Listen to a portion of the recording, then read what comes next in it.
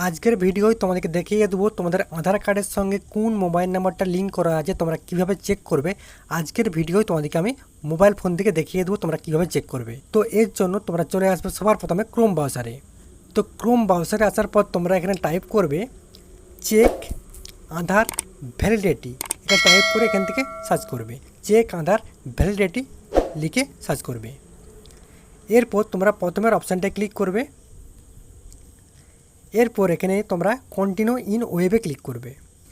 এরপর এখানে ইন্টার আধার নাম্বার, এখানে তোমাদের আধার কার্ডের নাম্বারটা বসিয়ে নেবে। তো এখানে আমি আধার কার্ডের নাম্বারটা বসিয়ে নেব।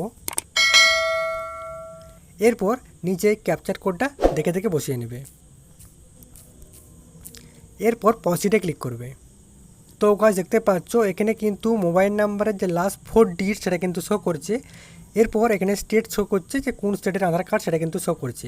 তো গাইস তোমরা এভাবেই কিন্তু তোমাদের মোবাইল ফোন দিয়েই তোমরা কিন্তু চেক করতে পারবে তোমাদের আধার কার্ডের সঙ্গে কোন নাম্বারটা লিঙ্ক করা আছে। ঠিক আছে।